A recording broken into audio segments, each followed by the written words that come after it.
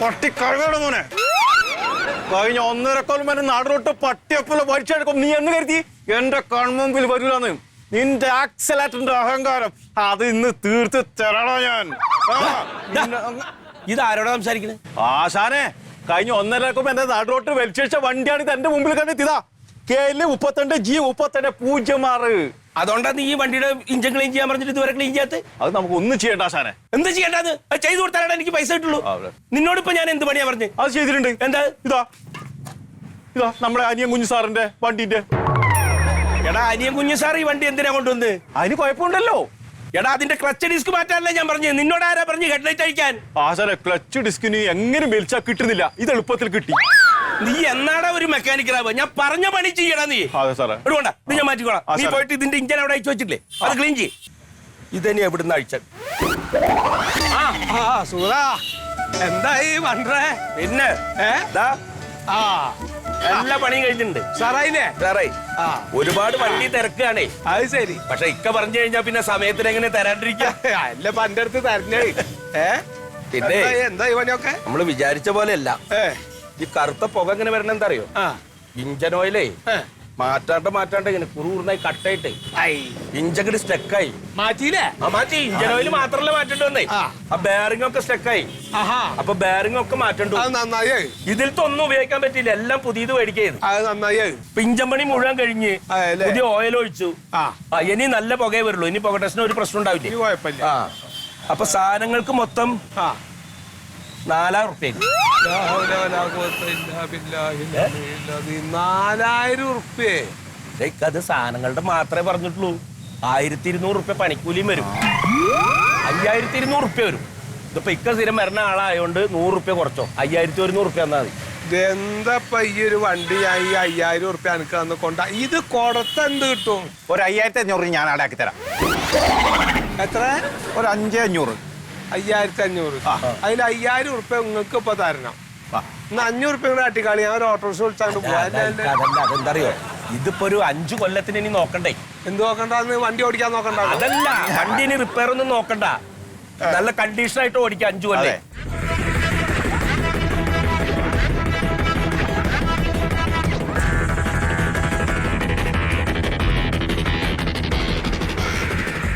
ഇത് വണ്ടി കൊടുത്ത് നേരെയാക്കിയില്ലായിരുന്നാ? പിന്നെ നേരാക്കാണ്ട് നേരാക്കി. ഇത്തവണ ഫെയിലാണല്ലോ. ജയിച്ചാ? തോറ്റ് പുകയുണ്ട് വണ്ടിക്ക്. പുക പഴയതിലും കൂടുതലാണ് ഇപ്പൊ. ഇപ്പൊ നാശായക്കന്നെ പുക വരുന്നുണ്ടോ? പുകയുണ്ട്, പുക കൂടുതലാണ്. എന്താ ഈ പറയണ? 10000 റുപ്യ ചെലവാക്കിയാണ് ഇപ്പൊ ആ വണ്ടിക്ക്. ഇനിയിപ്പൊ അതിന്റെ ടയറും സീറ്റും മാത്രമേ മാറ്റാളോ, ബാക്കിയൊക്കെ ചെയ്തതാണ്. ഇതില് കാണിക്കുന്നുണ്ട് പുക കൂടുതലാണെന്നേ. എങ്ങനെ പുക കൂടുതലായി കാണിക്കണേ? അതെ, നിങ്ങള് വാട്സാപ്പുകാരും പുക പരിശോധിക്കുന്നവരും തമ്മിൽ വല്ല അഡ്ജസ്റ്റ്മെന്റ് ഉണ്ടെങ്കിൽ അത് പറഞ്ഞാളിട്ടോ. അല്ലാണ്ട് കായ് എന്താ ചെയ്യാൻ തരാം? എന്ത് വർത്താനോണിക്കാ പറയണ? ഞാൻ ഇവിടെ ഇരുന്ന് നിങ്ങളുടെ പുക പരിശോധിക്കണം എന്റെ വീട്ടിൽ അടപ്പ് പോകാൻ വേണ്ടിയാണ്. ഞാൻ പിന്നെ നിങ്ങളെ പറ്റിക്കാൻ നിൽക്കുവോ? അല്ല, ഇപ്പൊ ഇതിപ്പോ നേരാക്കിയാണ്. പിന്നെ എന്താ ഈ പുക അങ്ങനെ വരണേ? ഇവിടെ കിടന്ന് വർത്താനം പറഞ്ഞിട്ട് കാര്യമില്ല കോയക്ക. നമ്മുടെ സംസ്ഥാനത്തെ പുക പരിശോധന കാര്യക്ഷമമല്ലാത്തത് കൊണ്ടേ കേന്ദ്രത്തിന്റെ ഉപരിതല ഗതാഗത വകുപ്പ് ഒരു സോഫ്റ്റ്വെയർ ഉണ്ടാക്കി. ഇപ്പൊ അതിലൂടെ പരിശോധിക്കാൻ നേരത്തെ 50% വാഹനങ്ങൾ ഫെയിലാ കാണിക്കണം. ഇപ്പൊ കോയക്കാട് തന്നെയല്ല, ഇതിലും പുതിയ വണ്ടി ഉണ്ടെന്ന് കാണിച്ചിട്ട് ഇവിടെ ഫെയിലാവുന്നുണ്ട്. നമുക്ക് എന്ത് ചെയ്യാൻ പറ്റും? ആ സോഫ്റ്റ്വെയറിലൂടെ അല്ലേ ചെക്ക് ചെയ്യാൻ പറ്റുള്ളൂ. അല്ലപ്പോ ഞാൻ കാശ് ചെലവാക്കിയൊക്കെ പോയിപ്പോ അത് കറക്റ്റ് ആയിട്ടുണ്ടാവൂല. അതാണ് എന്തപ്പ ചെയ്യാ? അല്ലപ്പ ഇത് എങ്ങനെ ഇപ്പൊ ഞാൻ കൊണ്ടടക്കത് പിന്നെയും പോകാൻ വരൂച്ചാല്? അതെ, ഇത് സർട്ടിഫിക്കറ്റ് പിടിച്ചോ. ഇത് ഫെയിലായതാണ്. ഇതിന്റെ അടിയിൽ കണ്ട റിന്യൂ ചെയ്യണ ഡേറ്റ് ഉണ്ടാവില്ല. അപ്പൊ തന്നെ പോലീസുകാർക്ക് അറിയാം പുകയുണ്ട് വണ്ടിക്കുന്ന്. അപ്പൊ ഇതിപ്പോ ഇങ്ങനെ കൊണ്ടു നടന്നിട്ട് എന്താ കാര്യം? അത് കാണിച്ചിട്ടേ അല്ല. ഞാൻ ഒരു പണി ചെയ്, ഈ വണ്ടീന് കൊണ്ടു നടക്കണ്ട. അത് ആർക്കെങ്കിലും കൊടുത്തുകളാ, അതല്ലത്. കൊടുക്കാനുള്ള പരിപാടി എന്നോടൊന്നും പറയാം.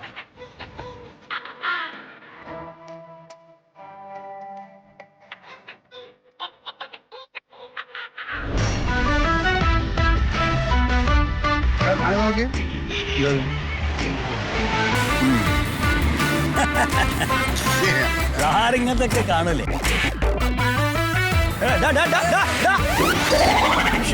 എന്ത് പോക്കസാരവൻ പോയത് കണ്ടങ്ങള്? അവൻ പോട്ടോ, അവൻ ഇതിലും സ്പീഡിൽ പോണം.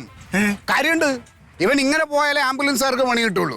പിന്നെ ആംബുലൻസ് ഇവൻ തട്ടിപ്പോയി കഴിഞ്ഞാണ്ടല്ലോ സഞ്ജന കാർഡ് അടിക്കുമ്പോൾ പ്രസ്സുകാർക്ക് പണി കിട്ടും. പിന്നെ 16 അടി ദിനം നടത്തി കഴിയുമ്പോൾ പന്തലുകാര് പാചകക്കാര് അങ്ങനെ കുറേ പേർക്ക് പണി കിട്ടൂല. അവൻ പോട്ടറാ സ്പീഡിന് വായിക്കരി വെക്കാനാണ് പോക്ക് കണ്ടില്ലേ. പിന്നെ ഇനി പകയിൽ പറഞ്ഞു തരുമോ തന്റെ പരിചയത്തിലുള്ള ആരുടെയെങ്കിലും മോനാണെന്നുണ്ടെങ്കിൽ തനിക്ക് ഒരു സദ്യ കഴിക്കാമല്ലോ. എന്റെ പരിചയത്തിലൊന്നുമല്ല. കുറെ എണ്ണത്തിന് ഇങ്ങനെ ഇറക്കി വിട്ടിട്ടുണ്ട് തന്നേം തള്ളമാര്.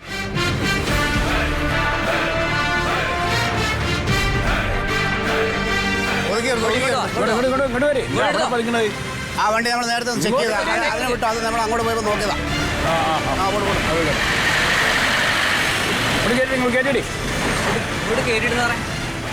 എന്തെങ്കിലും പരിഗി കളിക്കണ മുമ്പില് പേപ്പേഴ്സ് എല്ലാം ഉണ്ടോ? എല്ലാ പേപ്പറും ഉണ്ട് സാറേ. അല്ല എനിക്കൊന്ന് കാണട്ടെ. അല്ല ബുക്കും പേപ്പറും ഉണ്ട്, പിന്നെ ലൈസൻസ് ഉണ്ട്. പിന്നെ പൊല്യൂഷന്റെ ഇന്നലെ എടുത്തപ്പോ അതിൽ ചെറിയ ഒരു ഫെയിലിയർ കാണിച്ചു. അങ്ങനെ ഒരു കുഴപ്പമുണ്ട്. ഫെയിലിയർ കാണിച്ചു വെച്ച് കഴിഞ്ഞാൽ നിങ്ങളെ വണ്ടി ഒരു പൊള്യൂട്ടിംഗ് വെഹിക്കിളാണ്. അത് നമ്മുടെ ഈ റോഡിൽ ഓടാൻ പാടില്ല. അതാണ് സംഭവം. പഴയ മലിനീകരണമാണ്. അത് മനസ്സിലാക്കണം. ഫൈൻ അടയ്ക്കേണ്ടി വരും. നിങ്ങൾ ഈ പൊള്യൂട്ട് എന്തുകൊണ്ടാണ് ഇത് ഫെയിൽ ആയെന്നുള്ളത് നിങ്ങൾ പരിശോധിച്ചോ? അത് പരിശോധിച്ചു സാറേ. എന്നിട്ട് അത് അവിടെ ചെന്ന് കാണിച്ചു കഴിഞ്ഞപ്പോഴേ അവര് പറഞ്ഞു ഇത് ഫെയിലിയർ ആണ്. അത് പറഞ്ഞപ്പോൾ ഞാനൊരു വർക്ക്ഷോപ്പിൽ കാണിച്ച് അപ്പൊ അതിന് എന്തൊക്കെയോ പ്രശ്നങ്ങളൊക്കെ അവർ പറഞ്ഞു തന്നെ. അതൊക്കെ നന്നാക്കി നേരെയാക്കി. അപ്പൊ അത് കഴിഞ്ഞിട്ട് ഒന്നും കൂടെ കൊണ്ടുപോയി കാണിച്ചു. ഒരു പൊല്യൂഷൻ അത് നോക്കി. അപ്പോൾ നോക്കുമ്പോ അപ്പോഴും അത് ശരിയായില്ല. അപ്പോഴും അതെന്തോ ഫെയിലറാ കാണിക്കുന്നത്. വണ്ടി അത്രയും പൈക്കുള്ള വണ്ടി അതാണ്. അല്ല വണ്ടി എനിക്ക് വിശ്വാസമുള്ള വണ്ടി തന്നെയാണ്. ഞാൻ ഇപ്പൊ അടുത്ത് വാങ്ങിച്ചതാണ്. നിങ്ങളുടെ വിശ്വാസം അല്ല വേണ്ടത്. നമ്മൾ സർക്കാർ ഓരോ നിയമങ്ങളും ഉണ്ടാക്കി വെച്ചിട്ടുണ്ട്. അത് പാലിക്കാനുള്ളതാണ്. ഇതിന്ന് വരുന്ന മലിനീകരണം, ഈ പുക ശ്വസിച്ചു കഴിഞ്ഞാൽ ആൾക്കാർക്ക് പലതരം രോഗങ്ങളുണ്ടാവും. അപ്പൊ ഇത് ഭയങ്കര ഭീകരമായ ഒരു അവസ്ഥയാണത്. ഇത് നിങ്ങൾക്ക് തന്നെ നിങ്ങളെ ബാധിക്കും. നിങ്ങൾ ഇതൊന്നും ഉപയോഗിക്കണതാണ്.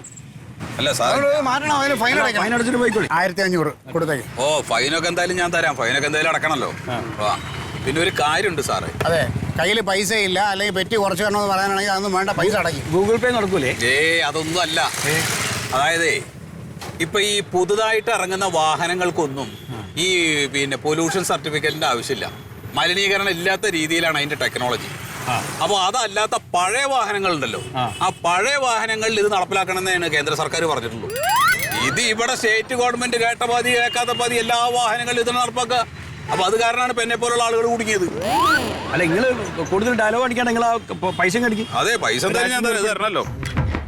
എന്തായാലും ഇപ്പൊ അത് നിങ്ങൾ കൊണ്ടുപോകും. നിങ്ങളുടെ പേരെന്താണ്? എന്റെ പേര് സത്യശീലൻ. ഞാനൊരു മാഷാണ്. ഒരു സ്കൂളിലെ മാഷാ. നിയമം എല്ലാ മാഷന്മാർക്കും ബാധകമാണ്. ഓ നിയമൊക്കെ ബാധകമാണല്ലോ. KL 0505AA9071. ഇതൊക്കെ ചെയ്യും.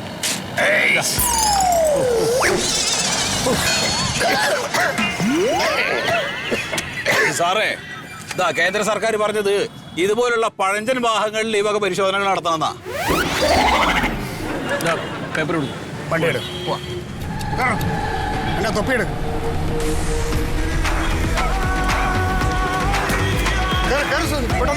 പഠിപ്പിക്കാണ്.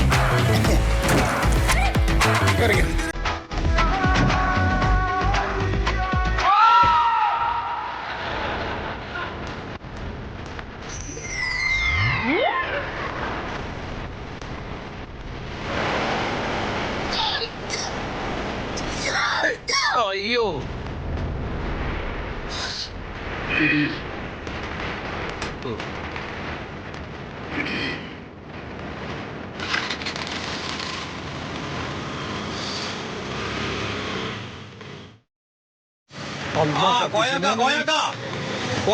ഈ നാട്ടുകാരനല്ല അങ്ങക്ക് അറിയൂല.